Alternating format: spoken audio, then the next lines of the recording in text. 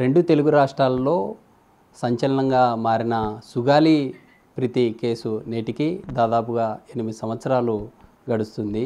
తమ తల్లిదండ్రులు న్యాయ పోరాటం కోసం గతంలో ఉండే ప్రభుత్వాల దృష్టికి కూడా తీసుకెళ్లిన పరిస్థితి అయితే మనం విజువల్లో చూస్తూ ఉన్నాం. ఏదైతే కర్నూలు నగర శివారులో ఉండే కట్టమంచి రామలింగారెడ్డి స్కూల్లో 10వ తరగతి విద్యార్థిని సుగాలి ప్రీతి అదే పాఠశాలలో చదువుకుంటూ ఉండే విద్యార్థిని తమ తల్లిదండ్రులకు ఆ రోజు అసలు ఆ ఘటన ఏం జరిగింది, స్కూల్ యాజమాన్యం ఏం చెప్పారో తమ తల్లిదండ్రుల మాటల్లో వారితో మాట్లాడిద్దాం. మేడం చెప్పండి, దాదాపు 8 సంవత్సరాలు పూర్తవుతుంది. ఆ రోజు అసలు స్కూల్ యాజమాన్యం ఏదైతే 2017 ఆగస్టు 19న మీకు మొదట ఫోన్ చేసి ఏం చెప్పారో, అసలు ఏం జరిగింది? నమస్తే అండి. 2017 19 ఆగస్టున దాదాపుగా ఉదయం 12 గంటలకి నాకు పెద్దయ్య అనే కేర్ టేకర్ నుంచి ఒక కాల్ వచ్చింది. మీ అమ్మాయి కళ్ళు తిరిగి పడిపోయింది, వచ్చి తీసుకెళ్ళండి అని చెప్పడం జరిగింది.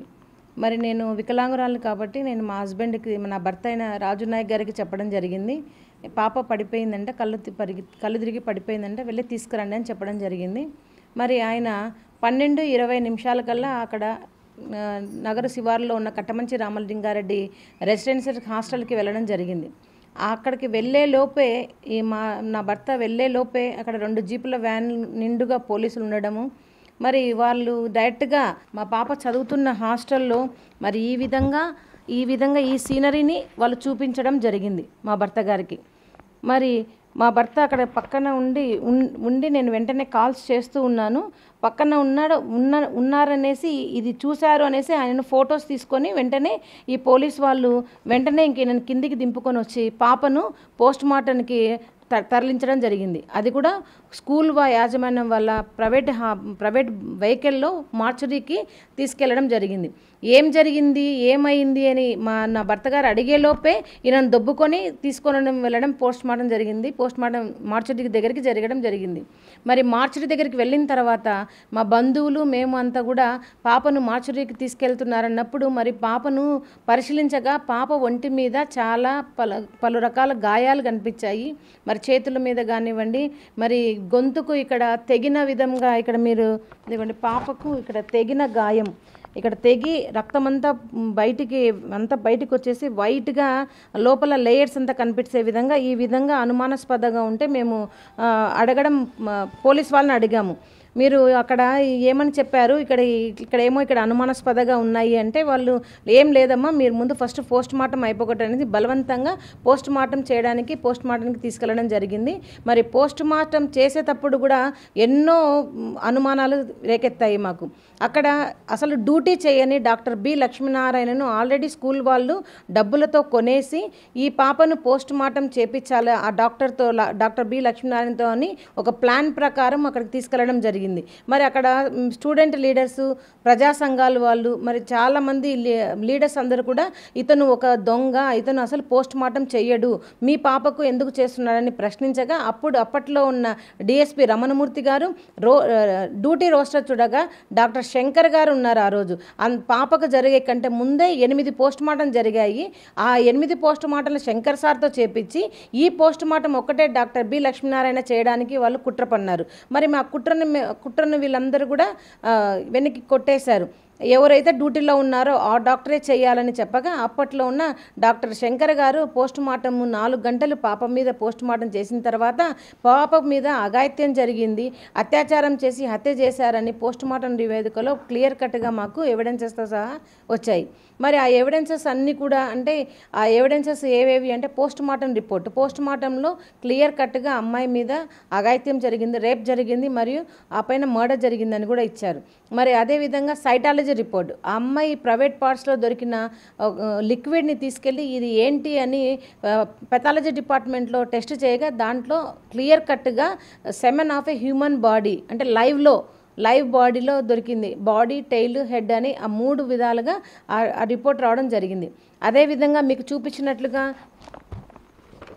అంటే మొదట మీరు ఇందాక మాట్లాడినట్లు ఏదైతే ఈ ఆగస్టు 19th అత్యాచారం జరిగిన తర్వాత ఇదంతా కూడా ఉరిగా చిత్రీకరించారు. తర్వాత పోస్ట్ మార్టంకి వెళ్ళారు. 20న ఒక నివేదిక ఇచ్చింది. ఆ రోజు క్లియర్గా ఇచ్చారు. అంటే 2.5 స్పెర్మ్ ఏదైతే ఈ మైనర్ బాలిక అవయవంలో ఉందంటూ కూడా డాక్టర్లు ఇచ్చారు. మరి ఆ ఎవిడెన్స్ ఎప్పుడు తారుమారు చేశారు అసలు? ఇంకా చాలా ఉన్నాయండి రిపోర్ట్స్. హిస్టోపెథాలజీ రిపోర్ట్ అని ఇంకొక రిపోర్టు, అంటే అమ్మాయి గొంతు మీద తగిలిన గాయం గురించి చెప్పే హిస్టోపెథాలజీ రిపోర్టు. దాంట్లో కూడా క్లియర్ కట్గా మనకి ఇక్కడైతే చీర చూపిస్తున్నారు, కానీ తగిలిన గాయము ఒక టెంకాయ పీసుతో కానీ లేకపోతే నైలాన్ వైర్తో కానీ జరిగిందని అది కూడా రిపోర్టు ఉంది. ఈ రిపోర్ట్స్ అన్నీ కూడా KS Vinod Kumar IO investigation officer అది ఒక ఛాలెంజ్గా తీసుకొని ముద్దాయిలకు సపోర్ట్ చేస్తూ ముద్దాయిలను రక్షించాలనే ఒకే ఒక ఉద్దేశంతో ఈ తారుమారు చేసుకుంటూ వచ్చు. ఈ 302 అంటే మర్డరు, 201 సెక్షన్, 201 అంటే స్క్రీనింగ్ ఆఫ్ ఎవిడెన్సెస్ అది, తర్వాత పోక్సో యాక్ట్. నా కూతురుకు 14 సంవత్సరాలు కాబట్టి 18 దాటలేదు కాబట్టి ఆమె పోక్సో యాక్ట్ అవుతుంది. ఈ సెక్షన్స్ అన్నీ డిలీట్ చేసి కేవలం 306 అంటే అబెట్మెంట్ సూసైడ్, ఎవరో ప్రేరేపిస్తే ఆ అమ్మాయి ఫీల్ అయి చనిపోయినారనే సెక్షన్స్ పెట్టడం జరిగిందండి. ఆ సెక్షన్కి గల కారణాలు వాళ్ళు రాసిన కథ ఏమిటంటే, మేము స్కూల్ ఫీజు కట్టకుంటే ఆ అమ్మాయి స్కూలు యాజమాన్యం ఎవరైతే ఉన్నారో హర్షవర్ధన్ రెడ్డి, దివాకర్ రెడ్డి, జనార్దన్ రెడ్డి, ఇక్కడ స్కూల్లో ఫీజు కట్టలేకపోతే మీ పేరెంట్స్ ఎక్కడికన్నా వెళ్ళి చావచ్చు కదా అని ముందు రోజు అండము, ఆ అమ్మాయి ఫీల్ అయ్యి చనిపోయింది అన్నారు. మరి ఇదే ఇన్వెస్టిగేషన్ ఆఫీసర్ మరి ఫీజు కట్టినారా లేదా అని మమ్మల్ని అడగలేదు, వాళ్ళు ఫీజు ఏమైనా బ్యాలెన్స్ ఉన్నారని స్కూల్ మేనేజ్మెంట్ వాళ్ళు అడగలేదు. మా దగ్గర క్లియర్ కట్గా ప్రతి ఒక్క పేపర్ కూడా రిసిప్ట్ కూడా ఉంది. ఏ రూపాయి కూడా మేము డ్యూ లేము. ఇవన్నీ కూడా కేవలం ముద్దాయిలకు సహకరిస్తూ ముద్దాయిల కాపాడడానికే కేఎస్ వినోద్ కుమారు, రమణమూర్తి గారు, doctor B Lakshminarayana, Seshayya, 3 town Seshayya గారు ఇవన్నీ కూడా తారుమారు చేసుకుంటూ వచ్చారండి. అంటే ఇప్పటికే ఈ ఘటన జరిగి 8 సంవత్సరాలు పూర్తవుతుంది. గతంలో ఇప్పుడు ప్రజెంటు ఏపీ డిప్యూటీ సీఎంగా ఉన్న పవన్ కళ్యాణ్ భారీ ఎత్తున కర్నూలులో ర్యాలీ నిర్వహించారు. బాధిత కుటుంబానికి న్యాయం చేస్తామన్నారు. గతంలో అసలు గత 5 సంవత్సరాల్లో ఏదన్నా న్యాయం జరిగిందా తమ కుటుంబానికి? ఈ 8 సంవత్సరాలు నాకు 2017లో నా పాప ఇన్సిడెంట్, సుగాలి ప్రీతి ఇన్సిడెంట్ జరిగింది టీడీపీ గవర్నమెంట్లోనే అండి. దాని తర్వాత వైసీపీ గవర్నమెంట్ వచ్చింది. ఇప్పుడు మళ్ళీ కూటమి ప్రభుత్వం ఉంది. ప్రతి ప్రభుత్వం, ప్రతి నాయకులు గెలవక ముందు ప్రీతికి న్యాయం చేస్తామమ్మా, మీ కేసుకి ఖచ్చితంగా మా గవర్నమెంట్ వస్తే న్యాయం చేస్తాడని చెప్పడము, తర్వాత గద్దె ఎక్కిన తర్వాత మమ్మల్ని మర్చిపోవడం. ఈ 8 సంవత్సరాల్లో జరిగింది నాకు అదే అండి. ఇంతవరకు కేసుకి అయితే న్యాయం ఎటువంటిగా జరగలేదు. కానీ ప్రతిపక్షంలో ఉన్నప్పుడు మరి డిప్యూటీ సీఎం గారు పవన్ కళ్యాణ్ గారు అదే పనిగా కర్నూలుకు వచ్చి లక్షలాది మందితో ర్యాలీ చేసి వీ వాంట్ జస్టిస్ అని సుగాలి ప్రీతికి సిబిఐకి అప్పగింపనని ఆయన లక్షలాది మందితో చేశారు. పలు సందర్భాల్లో, చాలా సందర్భాల్లో కూడా ప్రీతి కేసుని గెలవక ముందు ఆయన చెప్పుకుంటూ వచ్చారు. ప్రపంచానికంతా సుగాలి ప్రీతి కేసుకి అన్యాయం జరిగింది అని తెలవడానికి ముఖ్యమైన కారణం మరి డిప్యూటీ సీఎం పవన్ కళ్యాణ్ గారే. కానీ గెలిచిన తర్వాత ఇప్పటికీ దాదాపుగా 15 నెలలు అవుతుంది. మరి ఇప్పటి వరకు కూడా మాకైతే కేసులో పురోగతి అనేది ఏమీ లేదు. మేము డిప్యూటీ సీఎం గారిని గెలిచిన తర్వాత కలవడం జరిగింది. కలిసిన తర్వాత ఆయన హోమ్ మినిస్టర్ గారిని కలవండి అన్నారు. హోమ్ మినిస్టర్ అనిత గారిని కలిసాము. మరి అలాగే నాదెండ్ల మనోహర్ గారిని కలవమంటే నాదెండ్ల మనోహర్ గారిని కలిసాము. ఇలా పవన్ కళ్యాణ్ గారు చెప్పిన ప్రతి ఒక్కరిని మేము కలుస్తూనే ఉన్నాం. మరి ఇక్కడ ఈ కేసులో జరుగుతున్న ఈ ఏవైతే లోపాలు ఉన్నాయో మరి పవన్ కళ్యాణ్ అన్న గారికి అక్కడ చుట్టుపక్కల ఉన్న వాళ్ళు చెప్పడం లేదో మరి ఏమో మాకైతే తెలీదు, అన్న దృష్టికి వెళ్ళిందో లేదో మాకు తెలియదు. మాకైతే కేసులో అయితే ఇంతవరకు న్యాయం అయితే జరగలేదు. కానీ డిప్యూటీ సీఎం అయిన తర్వాత మీరు కలిసామంటున్నారు. కలిసిన తర్వాత ఎలాంటి హామీ ఇచ్చారు? అంటే అన్యాయం జరిగిన ఈ బాధిత కుటుంబానికి ఎలా ఆదుకుంటామన్నారు? అసలు ఏం మాట్లాడారు? హోమ్ మినిస్టర్ గారు ఎలాంటి హామీ ఇచ్చారు? డిప్యూటీ సీఎం గారు గెలిచిన తర్వాత 3 నెలలకి మేము అన్నగారిని వెళ్ళి కలవడం జరిగిందండి. అన్నగారిని కలిసిన తర్వాత అన్నగారు చెప్పిన మాట, అమ్మ మేము అధికారంలో లేనప్పుడు చెప్పిన మాట ఇప్పుడు కూడా ఇస్తున్నామమ్మా, మీ కేసుకి ఖచ్చితంగా న్యాయం చేస్తామని చెప్పారు. చెప్పిన తర్వాత మరి డిప్యూటీ సీఎం గారు మరి అనిత గారి దగ్గరికి వెళ్ళమని చెప్పారు హోమ్ మినిస్టర్ గారికి. హోమ్ మినిస్టర్ గారిని కూడా కలవడం జరిగింది. ఆవిడ కూడా మా ప్రభుత్వంలో ఖచ్చితంగా మీకు న్యాయం అయితే జరుగుతుందమ్మా అన్నారు. కానీ మాటల వరకే ఉన్నాయి, కానీ ఇప్పటి వరకు అయితే కనుక కేసులో ఎలాంటి పురోగతి అనేది మాకు కనిపించలేదు. ఇంకొకటి, మేము ఈ మా కేసుని సిబిఐకి హ్యాండ్ ఓవర్ చేయనని గత 2019లోనే హైకోర్టులో కేసు వేసాం. మరి 2019 నుంచి కూడా కోర్టులో కేసు నడుస్తుంది. ఈ మధ్య 3 నెలల్లో అంటే 2025 మే 1 నుంచి జూలై లాస్ట్కి అంటే జూలై 31కి ఈ 3 నెలల్లో మేము దాదాపుగా 11 సార్లు మంగళగిరికి వెళ్ళడం జరిగింది. విజయవాడకి హైకోర్టుకి హియరింగ్కి వెళ్ళడం జరిగింది. 11 సార్లు మేము అన్నను కలవాలనే మేము ట్రై చేశాము, కానీ మాకైతే అపాయింట్మెంట్ అయితే దొరకలేదు. మరి అది మేము వచ్చామని మరి అన్నగారికి తెలుసో, మరి తెలిసి చేస్తున్నారో, మరి ఆయనకు తెలియకుండా వీళ్ళు ఆపుతున్నారో మధ్యలో మాకైతే తెలియదు. గత 5 సంవత్సరాల వైసీపీ హయాంలో వెళ్ళి ఏదైనా పార్టీ సంబంధించినటువంటి నేతలతో మాట్లాడడం ఏదైనా జరిగిందా? అంటే ఈ కట్టమంచి రామలింగారెడ్డి యాజమాన్యం ఎవరైతే ఉన్నారో అధికారంలో ఏ పార్టీ ఉంటే ఆ పార్టీలో జాయిన్ అవుతూ ఉన్నారు. చాలా ఎక్కడైతే అన్యాయం జరిగిందో ఆ కుటుంబానికి న్యాయం జరగడం లేదంటూ కూడా గతంలో చాలా పెద్ద ఎత్తున ఆందోళనలు చేశారు. అంటే పార్టీలకు తెలిసి కూడా ఇలాంటి వారిని వెనకేసుకొని వస్తూ ఉన్నారు. అంటే ఎలాంటి పార్టీలకు మీరు ఏం చెప్పదలుచుకున్నారు? అది నేను వైసీపీ ప్రభుత్వం అని కాదండి, తెలుగుదేశం పార్టీ అయినా, మరి జనసేన పార్టీ అయినా, మరి ఈ ఏమంటారు వైసీపీ పార్టీ అయినా అందరికీ రాజకీయ పలుకుబడి ఉంది. ముద్దాయిలకి అన్ని రాజకీయ పార్టీలతో అండదండలు ఉన్నాయి. మరి అలాంటి వాళ్ళు ఎందుకు రాణిస్తున్నారో మీరు వాళ్ళని అడిగి తెలుసుకోవాలి. ముద్దాయిలను అసలు రక్షిస్తున్నారు. మినిస్టర్ లెవెల్లో ఉండి, ఎంపీ లెవెల్లో ఉండి, మరి ఎమ్మెల్యే లెవెల్లో ఉండి కూడా వాళ్ళ ముద్దాయిలను రక్షిస్తున్నారు. అంటే ఏమి లబ్ధి పొంది మరి వాళ్ళ గురించి రాణిస్తున్నారో తెలియదు. కానీ ఇదే కర్నూలులో మరి ముద్దాయిలకు అండదండలుగా మళ్ళీ ఎంపీలు ఉన్నారు, ఎమ్మెల్యేలు ఉన్నారు, మరి ఇన్ఛార్జీలు ఉన్నారు. ఆ పార్టీ ఈ పార్టీ అని కాదు, అన్ని పార్టీలకు ఆయన సపోర్ట్ ఉంది. అందుకే రాజకీయ పలుకుబడితో ఎవరికీ తెలియకుండా స్కూల్లో సీక్రెట్ బెడ్రూమ్ మెయింటైన్ చేస్తున్నారు. అది సాక్షాత్తు ఫ్యాక్ట్స్ ఫైండ్ కమిటీలో ఫొటోస్తో సహా రిపోర్ట్స్తో సహా ఇస్తే కూడా ఇప్పటి వరకు కూడా ఆ స్కూల్ మీద ఏ యాక్షన్ లేదంటే ఇంకెంతమంది సుగాలి ప్రీతి లాంటి పిల్లలు వాళ్ళ చేతిలో బలి కావాలనో ఈ రాజకీయ పార్టీ వాళ్ళే అండదండలు ఇస్తున్న ఈ రాజకీయ పార్టీ నేతలే చెప్పాలి. మరి నేను వైసీపీ గవర్నమెంట్లో కూడా మరి అన్నగారిని కలిసాము, జగన్మోహన్ రెడ్డి గారిని పాదయాత్రలోనే కలిసాము. ఆయన కూడా మాట ఇచ్చారు. మరి ప్రభుత్వంలోకి వచ్చిన తర్వాత మళ్ళీ మేము ఆయన కలవడం జరిగింది. కలిసిన తర్వాత మాకు ఏదైతే 2017లో యాజ్ పర్ చట్ట ప్రకారము ఎస్సీ ఎస్టీ అట్రాసిటీ ప్రకారం మాకు చట్టబద్ధతిలో రావాల్సిన ఏదైతే ఉన్నాయో అవి మాకు 2019, 2021 జగన్మోహన్ రెడ్డి గారి ప్రభుత్వంలో మాకు రావడం జరిగింది. అది కూడా కొన్నే ఇచ్చారు. ఇంకా ప్రభుత్వం నుంచి మాకు చట్ట ప్రకారం రావాల్సినవి ఇంకా ఉన్నాయి, ఇంకా ఇంతవరకు రాలేదు. కానీ యాజ్ పర్ యాక్ట్ ప్రకారం వితిన్ 90 డేస్లో 90 రోజుల్లోనే అవన్నీ రావాలి. కానీ ఇప్పటి వరకు కూడా 8 సంవత్సరాలైనా కూడా ఫుల్ఫిల్గా మాకైతే కనుక అట్రాసిటీవి రాలేదు. అయితే కూడా మేము అవి కాకుండా మాకు కావాల్సిన ఒకటే ఒక డిమాండ్, సుగాలి ప్రీతికి అత్యాచారం చేసి హత్య చేసిన హంతకులకు శిక్షించాలి. అది ఏ విధంగా శిక్షించాలంటే ప్రియాంక రెడ్డి గారికి ప్రాణానికి ప్రాణం అని చెప్పట్లేదు.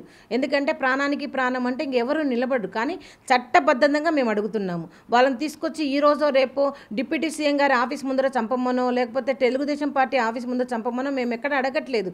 వాళ్ళకి చట్టపరంగా ఇన్ని ఉన్నా కూడా, ఇన్ని ఆధారాలు ఉన్నా ఈ ఆధారాలన్నీ పక్కన పెట్టి ఏదైతే అధికారులు తప్పుదోవ పట్టించారో వారిని వెంటనే శిక్షించి, వారు ఎవరి కోసం ఎందుకోసం ఇలాంటి తప్పుదోవ పట్టించాల్సి వచ్చిందని వాళ్ళని ఇంటరాగేట్ చేసి ఆ దోషులు ఎవరైతే ఉన్నారో, ప్రీతిని ఎవరైతే నాకు హత్య చేశారో వాళ్ళకి శిక్ష పడాలని మేము కోరుతున్నాం. మేము ప్రభుత్వాలని శిక్షించమని చెప్పడం లేదు. ప్రభుత్వాలు మీరు వాళ్ళ బదులు మీరు శిక్ష పొందండి అని చెప్పట్లేదు. మరి వీళ్ళకెందుకు బాధ? ఎందుకు ముద్దాలను కాపాడుకొస్తున్నారు? మరి నటి జత్వాని కేసులో జరిగిన పురోగతి ఎందుకు నాకు సుగాలి ప్రీతి కేసులో లేదు? మేము అంటరాని వాళ్ళమన్నా, మేము గిరిజనమన్నా, డబ్బు లేదన్నా, ధనబలం లేదన్నా, రాజకీయ పలుకుబడి లేదన్నా, ఏ ఆడపిల్లకైనా మానప్రాణం అనేది ఒకటే. అందుకే నేను నా కంఠంలో ప్రాణం ఉండకు మీకు పట్టకపోవచ్చు. ఏ రాజకీయ నాయకుడికి కూడా సుగాలి ప్రీతి కేసు గెలిచిన తర్వాత పట్టకపోవచ్చు. కానీ మాకైతే మా కూతురు పోయిన బాధ మాకి మాత్రమే ఉంటుంది. కాబట్టి తల్లిదండ్రులమైన మేము, మా కుటుంబీకులము, మేము ప్రాణత్యాగం చేసైనా మా కేసుకు న్యాయం చేసుకుంటామని, ఈ న్యాయ పోరాటం చేయాలని మేము డిసైడ్ అయ్యామన్నా. అంటే అప్పట్లో కలెక్టర్ ఆధ్వర్యంలో 5 మెన్ కమిటీ నివేదిక ఏమని సమర్పించింది, క్లియర్గా అక్కడ ఎవిడెన్స్ దొరికిన తర్వాత ఎందుకు ఈ కేసుని ముందుకు తీసుకెళ్ళలేని పరిస్థితిలో ఉంది, ఎక్కడ జాప్యం జరుగుతుంది, అసలు ఏం జరుగుతుంది? ఈ జాప్యం ఫైమెన్ కమిటీ అంటే జరిగిన ఇన్సిడెంట్ జరిగిన 5 రోజుల్లోనే ఫ్యాక్ట్స్ ఫైండ్ కమిటీ కలెక్టర్ గారు వేయడం జరిగింది. 5 మంది గెజిటెడ్ ఆఫీసులతో వేయడం జరిగింది. ఆ 5 మంది కూడా స్కూల్కి వెళ్ళి వాళ్ళందరితో విచారించి అక్కడ ఏవైతే అనుమానాస్పదం ఉన్నాయో అవన్నీ కూడా సేకరించి విత్ రిపోర్ట్స్తో సహా వాళ్ళు ఇచ్చారు. ఏమని, ఆ అమ్మాయి మీద అఘాయిత్యం జరిగింది, షీఈ్ ఇంటెలిజెంట్ స్టూడెంట్, ఆ అమ్మాయి ఐఏఎస్ ఆస్పిరెంట్, మరి ఆ అమ్మాయి మీద అఘాయిత్యం జరిగింది, ఇలా పలు రకాలుగా అనుమానాలు చెప్తూ వాళ్ళు ఎవరికీ తెలియకుండా ఒక సీక్రెట్ బెడ్రూమ్ మెయింటైన్ చేస్తున్నారు, అది కూడా అమ్మాయిల డార్మెంట్లో, అది కూడా స్కూల్ యాజమాన్యంకు ఇంటికి వెనకల వాళ్ళు బెడ్రూమ్ని వాళ్ళు మెయింటైన్ చేస్తున్నారని వాళ్ళు చెప్పడం జరిగింది. మరి ఇన్ని ఆధారాలు, నేను అదే అడుగుతున్నాను, ఇన్ని ఆధారాలున్నా ఎందుకు సుగాలి ప్రీతి కేసు ఎక్కడ వేసిన గొంగలి అక్కడే ఉంది? ప్రతి కేసులో లాగా ఎందుకు మా కేసులో లేదు? మరి ఈ కేసులో ఇన్వాల్వ్మెంట్ అయిన పెద్దవాళ్ళని మీరు రక్షించాలని మీరు ఇలా చేస్తున్నారా? మరి పెద్దవాళ్ళు చేస్తే ఒక శిక్ష, ఏమీ లేక ఎస్సీ ఎస్టీ బీసీ మైనార్టీలు చేస్తే ఒక శిక్ష, డబ్బు లేని వాళ్ళు చేస్తే ఒక శిక్ష, వాళ్ళకి శిక్ష వేసి ఆల్రెడీ మేము చాలా బాగా తీర్పులు ఇస్తున్నామని చెప్పడం ఎంతవరకు న్యాయం చెప్పండి? 2017 ఆగస్టు 9 జరిగిన ఘటన ఏదైతే ఉందో అక్కడ జరిగిన తర్వాత అక్యూజ్డ్ 23 రోజుల తర్వాత మరి రిమాండ్ నుంచి బెయిల్ మీద బయటకు వచ్చి గతంలో ఎలా అయితే ఉన్నారో అలానే ఉన్నారు. అంటే ఇక్కడ క్లియర్గా కనిపిస్తూ ఉందా, ఒక ఎస్టీ సంబంధిత మైనర్ బాలికకి ఇలా జరిగింది. మనం చూసాం దేశంలో అనేక ఘటనలు, ఇటు నిర్భయ కావచ్చు, ఇటు మన పక్క రాష్ట్రంలో జరిగిన ప్రియాంక రెడ్డి దిశ కేసుని కూడా. ఎందుకు ఇంతగా ప్రభుత్వాలు ఈ కేసును ఇలా చేస్తున్నాయి? ముఖ్యంగా ఇలా జరగడానికి కారణము నిజంగా మన అంటరానితనమే. మన గిరిజనులు కాబట్టే మేము గిరిజనులు కాబట్టే మాకు ఇలాంటి ఏమంటారు జడ్జిమెంట్స్ అంటే వస్తున్నాయి. ఎందుకంటే ఇప్పుడు ప్రియాంక రెడ్డి గారికి జరిగినది ఇన్స్టెంట్ జడ్జిమెంట్. అక్కడ అవతల వాళ్ళు ఎస్సీ ఎస్టీ బీసీ మైనార్టీ చిన్న కులాలు చేశారు కాబట్టి వాళ్ళని ఇన్స్టెంట్గా జడ్జిమెంట్ రాలేదు, వాళ్ళు చేశారని వాళ్ళు ఒప్పుకోలేదు, వాళ్ళు చేశారని ఏమి రిపోర్ట్స్ రాలేదు, వాళ్ళు చేశారని ఏవే కానీ ఆధారాలు కూడా లేవు. కానీ ప్రాణానికి ప్రాణమని ప్రాణానికి ప్రాణం ఇచ్చేశారు. మరి ఇలా చూస్తే ఇక్కడ నిర్భయ కేసు కూడా మరి 7 సంవత్సరాల్లో మరి శిక్ష అయితే పడింది. మరి నా కేసు సుగాలి ప్రీతి కేసు ఇన్ని సంవత్సరాలైనా కూడా ఇంతవరకు రేప్ చేసింది ఎవరో కూడా తెలియదు. వీళ్ళు ఇన్వెస్టిగేషన్ అలా జరుగుతోంది. ఎందుకు అంటే ఇక్కడ ఉన్న ముద్దాయిలుకి ధనబలం ఉంది, రాజకీయ పలుకుబడి ఉంది, 100 కోట్ల ఆస్తులు ఉన్నాయి, వేల ఎకరాల భూములు ఉన్నాయి. ఇవన్నీ పణంగా పెట్టి వాళ్ళను కొంటున్నారు. మమ్మల్ని కొనాలని చూశారు, మేము అమ్ముడు పోలేదు కాబట్టి మా ప్లేస్లో అధికారులను కొంటున్నారు, మా ప్లేస్లో జైలర్ని కొంటున్నారు, మా ప్లేస్లో ఎమ్మెల్యేలను ఎంపీలను కొంటున్నారు. ఆ డబ్బులతో వాళ్ళు విచ్చలవిడిగా తిరుగుతున్నారు. ఇప్పుడు మాకున్న కేసులో అంటే 302 సెక్షన్ 201 పోక్సో మరి ఎస్సీ ఎస్టీ యాక్ట్ ఉన్నాయంటే మినిమం 90 రోజుల వరకు కూడా ఎవరికి బెయిల్ అనేది రాకూడదు. అలాంటిది A2 A3 ఏమో 21 రోజుకి వచ్చింది. A1 మెయిన్ అక్యూజర్ అయిన జనార్దన్ రెడ్డికి వితిన్ 8 రోజుల్లోనే, మీరు క్లియర్గా వినొచ్చు, 8 రోజుల్లోనే వాళ్ళకి బెయిల్ వచ్చింది. ఎవరండి ఇలా ఇస్తారు? ఇదే పోలీస్ అధికారి ఇన్వెస్టిగేషన్ ఆఫీసర్ వెళ్ళి ఇంకా అంతా అయిపోయిందండి, ఇంకా ఏమీ లేదు చేసేది దీంట్లో, వాళ్ళు వచ్చినా తారుమారు చేయలేరని సాక్షాత్తు వినోద్ కుమారే కోర్టుకు పోయి మరి వాళ్ళకి బెయిల్ ఇప్పించారు. ఇలాంటి కేసులు ఎక్కడ జరుగుతాయా? ఎక్కడ జరుగుతాయంటే ఎవరైతే మాట రాని వాళ్ళు ఉంటారో, ఎవరైతే అంటరాని వాళ్ళు ఉంటారో, ఎవరికైతే డబ్బు బలం ఏమి ఉండదో, వీళ్ళేం చేసుకుంటారులే అనుకున్న వాళ్ళకు మాత్రమే ఇలాంటివి జరుగుతాయి. మరి ఇప్పటికీ 8 సంవత్సరాలు అవుతుంది. ప్రతి ఒక్క రిపోర్ట్ అమ్మాయి మీద రేప్ జరిగిందని చెప్తుంది. మరి ఏది అండి, మేమేమో బాధితులమైన మేము రోడ్ల మీద న్యాయం కోసం ఇంకా పోరాడుతూనే ఉన్నాం, అప్పులు తెచ్చుకొని మరీ పోరాడుతున్నాం. మరి ఎవరైతే ముద్దాయిలు ఉన్నారో వాళ్ళు జల్సాలకు ఏముంది, ఇప్పుడు ఏదైతే స్కూల్ చెప్తున్నామో అదే స్కూల్ని మెయింటైన్ చేస్తున్నారు. అదే స్కూల్ ఇప్పుడు ప్రజెంట్ అదే యాజమాన్యం వాళ్ళే ఆ స్కూల్ని మెయింటైన్ చేస్తున్నారు. ఎందుకు మరి ఇంత జరిగిన తర్వాత కూడా ఎందుకు అధికారులు అలాంటి స్కూల్స్ మీద చర్యలు తీసుకోవడం లేదు? అదే చెప్తున్నాను కదా బ్రదర్. ఏమి అంటే డబ్బు బలం, రాజకీయ పలుకుబడి, పలానా కట్టమంచి రామలింగారెడ్డి స్కూల్ని టచ్ చేయాలంటే ఇంకా టచ్ చేయడానికి ఎవరికి గట్స్ లేవు. ఎందుకంటే ఈరోజు ఒక సుగాలి ప్రీతి కాబట్టి రేపు ఎవరికి జరగకూడదనే ఉద్దేశంతో వికలాంగురాలైన నేనైనా నా కుటుంబం అయినా ఇంకొక అమ్మాయికి నా కూతురు గతి పట్టకూడదు అనే ఉద్దేశంతోనే మేము ఈ పోరాటం చేస్తాను. మాకు ఈ 8 సంవత్సరాల్లో పాప ఏమి లేచి వచ్చి అమ్మ అని గుంతలోంచి వచ్చేదేం కాదు, సమాధిలోంచి రాదు. కానీ ఇంకొక పిల్లకు నా కూతురుకు పట్టిన దుస్థితి ఏ తల్లిదండ్రులకు పట్టకూడదు అనేది నా ఉద్దేశం. మరి మీరు ఇప్పుడైనా వెళ్ళి చూడొచ్చు స్కూల్లో, మరి ఆ సీక్రెట్ బెడ్రూమ్ అనేది లేదు, ఇప్పుడు పగలగొట్టేశారు. కేసు నడుస్తుండగా ఎవరే కానీ సీన్ ఆఫ్ అఫెన్స్ని డిస్టర్బ్ చేయకూడదని రాజ్యాంగంలో రాసింది. కానీ రాజ్యాంగాన్ని తిరగరాస్తారు కట్టమంచి రామలింగారెడ్డి రెసిడెన్షియల్ స్కూల్ వాళ్ళు. అంటే ముద్దాయిలు ఎంత స్థాయిలో ఉన్నారో చూడండి, ఆలోచించండి. మరి ఎవ్వరికి ఏ స్కూలుకు లేని రూల్స్ ఆ స్కూల్కు ఉన్నాయి, ఏ స్కూలుకు లేని విధంగా ఆ స్కూల్స్లో బెడ్రూమ్స్ ఉన్నాయి, ఏ స్కూలుకు లేని విధంగా రూల్స్ లేని విధంగా ఆ స్కూల్లో ఇప్పటికి కూడా స్కూల్లో కృతంగా హోటల్ మెయింటైన్ చేస్తున్నారు. ఎలా అండి పర్మిషన్ ఇస్తారు? ఎవరిస్తారు అలా పర్మిషన్? వాళ్ళకి డబ్బు ఉంది, విసిరేస్తున్నారు, డబ్బుతో కొంటున్నారు. కానీ న్యాయాన్ని కొనలేరని నిరూపించడానికే మేము ఇంతవరకు కూడా ఇంకా పోరాటం చేస్తున్నాము. 2017 ఆగస్టు 19 ప్రీతి ఈ విధంగా అత్యాచారం చేసిన తర్వాత హత్యగా చిత్రీకరించి జరిగింది. మేడం, అంటే మిమ్మల్ని బాధ పెట్టాలనే ఉద్దేశం కాదు, దానికంటే ముందు ప్రీతి మీతో ఏం మాట్లాడారు, అంటే ఏం షేర్ చేసుకున్నారు? నా ప్రీతి లాస్ట్గా నాతో మాట్లాడింది ఆగస్టు 17 సుమారుగా 3 గంటలకు 3-3:30 మధ్యలో మాట్లాడిందండి. ఏమ్మా బాగున్నారా అని అడిగింది. అమ్మ బాగున్నానరా చెప్పురా అంటే ఏదో చాలా డల్గా మాట్లాడింది ఆ రోజు. ఏమ్మా ఇంత డల్గా మాట్లాడుతున్నావు అంటే అమ్మ నాకు ట్యాబ్లెట్ వేశారు అని చెప్పింది. మామూలుగా స్కూల్స్లో మామూలుగా ఆల్బెండజోల్ కానీ కడుపు నొప్పి ట్యాబ్లెట్స్ కానీ అలా వేస్తారా అనుకున్నాను. అమ్మ పదే నన్ను అడిగిన ప్రశ్న ఒకటే, ఏమంటే అమ్మ నువ్వు ఎప్పుడొస్తావు అని అడిగింది. అమ్మ నేను సండే వస్తానురా, ఇంకా 2 డేసే కదా ఉండేది, నీకు చికెన్ చపాతీ ఇష్టం కదా తీసుకొని వస్తానని చెప్పడం జరిగింది. మరి ఆ పాపం మాట్లాడుతుండగానే ఎవరో ఫోన్ బలవంతంగా కట్ చేశారు. అలా కట్ చేసిన తర్వాత మరుసటి రోజు మా అక్క అక్కడ స్కూల్కి పోయే దారిలోనే గోశాల ఉంది, అక్కడ గోశాలకు వెళ్తున్నానంటే అమ్మ నిన్న ప్రీతి ఫోన్ చేసింది, ఒకసారి స్నాక్స్ తీసుకెళ్ళండి అని చెప్పడం జరిగింది. ఆ రోజు 6:30 వరకు, అంటే ఆగస్టు 18వ తేదీ 6:30 వరకు మాట్లాడింది. తర్వాత అవే చివరి మాటలు. ఆ రోజు కూడా మా అక్కకి ఏదో చెప్పబోతుంటే ఆ వార్డెన్ హరిత ఆపింది చెప్పకుండా. అలా ఆ అమ్మాయి ఏదో చెప్పబోతుంది, అక్కడ స్కూల్లో ఏదో జరుగుతుంది హాస్టల్లోని చెప్పబోయేలోపు మా అక్కను కూడా పదే అడగడం జరిగింది. అమ్మ వాళ్ళు ఎప్పుడొస్తారు, పెద్దమ్మ అమ్మ వాళ్ళు ఎప్పుడు సండే వస్తారా అని. ఒకే ఒక రోజు అడ్డం ఉంది. మాకు ఏం చెప్తుందో అని వాళ్ళు భయపడో మరి అక్కడ ఏవో జరుగుతుండో ఈ పాప అడ్డపడిందో తెలియదు, కానీ ఆ రోజు రాత్రికే నా ప్రీతిని చంపేశారని. అంటే ఇలాంటి సిచ్యువేషన్ గతంలో ప్రీతి ఫోన్ చేసినప్పుడు ఇలాంటి ఇన్సిడెంట్ ఏదైనా జరిగింది మనం? లేదండి, చెప్పలేదు. వాళ్ళు ఆ స్కూల్ వాళ్ళు తర్వాత మాకు తెలిసిన నిజాలు ఏమంటే ఆ స్కూల్ వాళ్ళు ఓన్లీ 10th క్లాస్ అమ్మాయిలను అక్కడ చదువుకుంటున్న ఏమంటే అక్కడ పనిచేసే వాళ్ళను వాళ్ళ సెల్ఫిష్ కోసము అమ్మాయిలను యూజ్ చేసుకుంటున్నారని తెలిసింది. మరి నా కూతురు మాత్రమే కాదు, అంతకంటే గతంలో 6-7 మంది సేమ్ 10th క్లాస్ అమ్మాయిలే డిస్కంటిన్యూ అయిపోయారు. తర్వాత వాళ్ళు కనపరాని లోకాలకు వెళ్ళారు. కాకపోతే వాళ్ళు చాకచక్యంగా ఏం చేస్తున్నారంటే ఏ తల్లిదండ్రులకైనా వాళ్ళు వల వేస్తున్నారు. డబ్బు అనే ఒక వల వేసి దాన్ని ఏమంటారు ఆత్మహత్య అని నిరూపించడానికి ట్రై చేస్తున్నారు.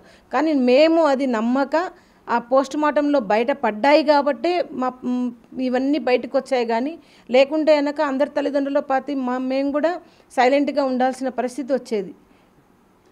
ఫైనల్గా ఈ దాదాపు 8 years గడుస్తూ ఉంది. ప్రతి ఈ ఇన్సిడెంట్ అంతా జరిగిన తర్వాత వర్ధంతి వేడుకలు ఏదైనా చేసుకునే వాళ్ళ, అంటే చేసుకునే సమయంలో ఏదైనా ఇబ్బందులు పడ్డారా? ప్రతి సంవత్సరం వర్ధంతి ఆగస్టు 19 సంస్మరణ సభ చేస్తూనే ఉన్నామండి. కాకపోతే మాకేమంటే మా జిల్లాకు ఏ అధికారులు వచ్చినా ఏ నాయకులు వచ్చినా మమ్మల్ని ఫస్ట్ హౌస్ అరెస్ట్ చేస్తారు. వాళ్ళకు ఏం నష్టమో తెలియదు, కానీ అట్లా న్యాయం చేయడానికి చేత కాదు, ఇట్లా మమ్మల్ని అరెస్ట్ చేయడం మాత్రమే తెలుసు.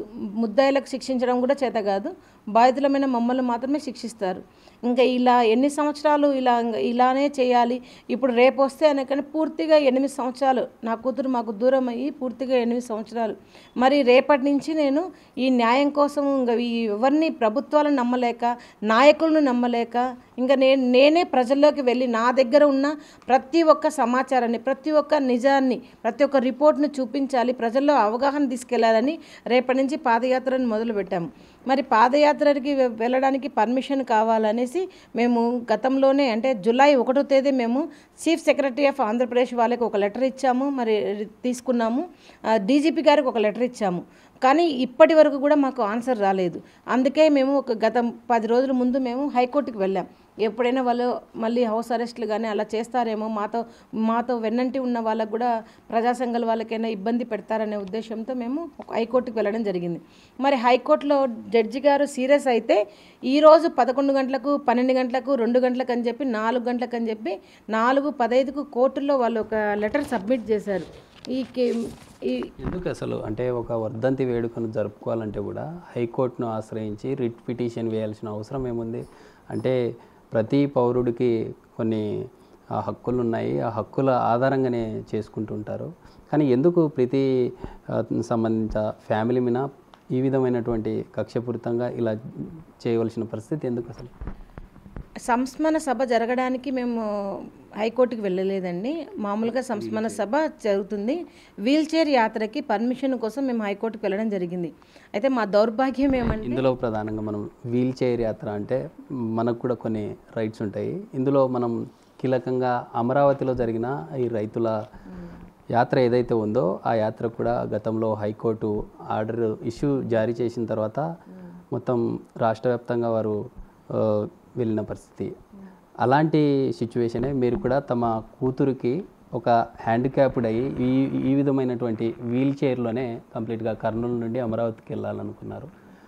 ప్రభుత్వం అంటే ఎందుకు ఈ విధంగా మిమ్మల్ని చేస్తూ ఉంది? అంటే అక్కడ జరిగినటువంటి న్యాయాన్ని బయట ప్రపంచానికి తెలుస్తుందనా, లేకుంటే పోలీసులు సెక్యూరిటీ కల్పించడంలో ప్రాబ్లం అవుతుందనా? నిజంగా ఈ మంచి ప్రశ్ననే ఇదే బ్రదర్. అయితే మా దౌర్భాగ్యం ఏమంటే పొలిటికల్ లీడర్స్ ఎవరైనా కూడా పాదయాత్ర చేయొచ్చు. వితిన్ గంటల్లోనే వాళ్ళకి పర్మిషన్ వస్తుంది, వాళ్ళకి బందోబస్తు ఇస్తారు, ప్రజలను కొట్టి మరీ బందోబస్తు ఇస్తారు. మరి నేను అదే అడుగుతున్నాను. మరి డీజీపీ గారికి, మరి హోంశాఖ గారికి, హోమ్ మినిస్టర్ గారికి అందరికి కూడా మేము 2 నెలల ముందే మేము ఇలా చేయాలనుకుంటున్నాము, మా కేసులో ఏ పురోగతి లేదు, మా కేసుకు న్యాయం చేయాలి, మీరు చేయడం లేదు కాబట్టి మేము ప్రజల్లో అవగాహన కల్పించడానికి మేము వీల్చైర్ యాత్ర మొదలు పెడుతున్నాము అని చెప్పడం జరిగింది.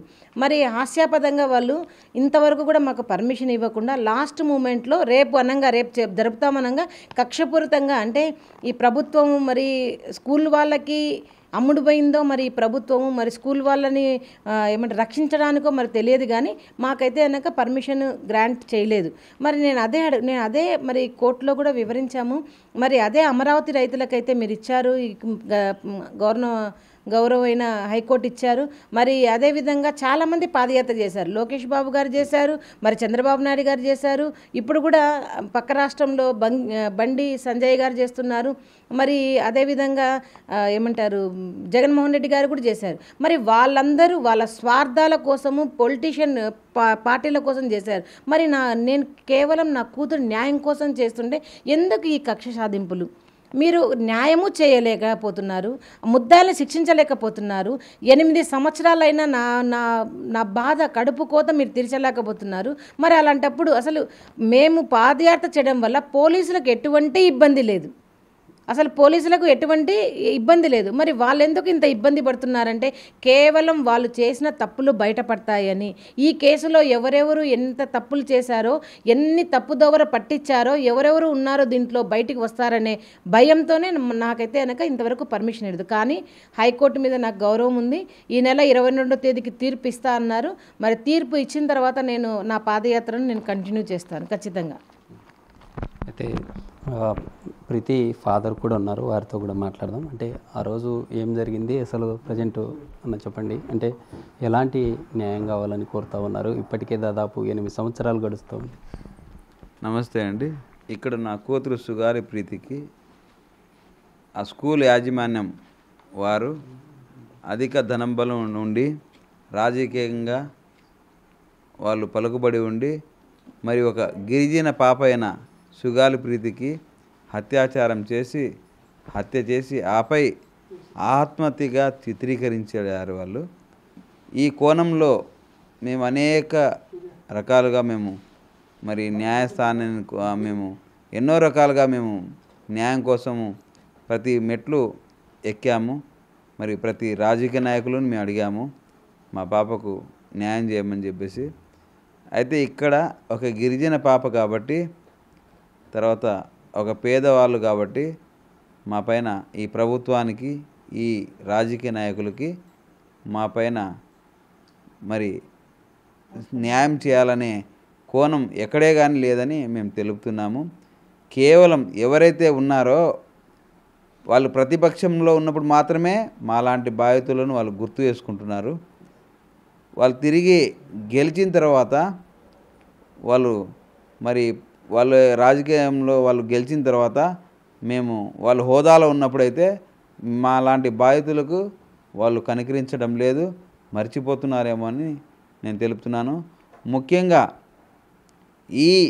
మనము భారత రాజ్యాంగంలో ఒక సుగాలి కులము, ఒక ఎస్సీ ఎస్టీ కులానికి చెందిన వారు తమకు జరిగిన అన్యాయాన్ని ఈ రకంగా అంటే ప్రజల్లో తీసుకెళ్ళి, ప్రభుత్వాలు విననప్పటికీ ప్రజల్లో తీసుకెళ్ళి మా యొక్క బాధను చెప్పుకునే హక్కు భారత రాజ్యాంగంలో అందరికీ స్వేచ్ఛాయుతంగా ఉంది. మరి ఎందుకని వారైతే ఎన్నో రకాలుగా పాదయాత్రలు చేస్తున్నారు, ఎన్నో రకాలుగా ప్రజల్లో వెళ్తున్నారు, వారికి బాధ కలుగుతుందని. మరి మేము అదే బాధను ప్రజల్లో చెప్పుకుందామని వెళ్తే మమ్మల్ని అడ్డగిస్తున్నారు. మరి ఎందుకని అంటే ఒక ఎస్సీ ఎస్టీకి సంబంధించిన వారు పాదయాత్ర చేయకూడదా, వీల్ చైర్ యాత్ర చేయకూడదా? మీరు మాత్రమే చేయాలని నేను అడుగుతున్నాను. కాబట్టి మీరు ఎలాగూ న్యాయం చేయరు, మేమైనా ప్రజల్లో వెళ్ళి మాకు జరిగిన అన్యాయాన్ని తెలుపుదామనుకుంటే మమ్మల్ని అడ్డగించడం అనేది చాలా అన్యాయమైన మరి విషయమని మేము తెలుపుతున్నాను. ఎందుకంటే ఇక్కడ గతంలో ప్రతిపక్షంలో ఉన్నారు, ఇప్పుడు ప్రజెంట్ ఏపీ డిప్యూటీ సీఎంగా పవన్ కళ్యాణ్ ఉన్నారు.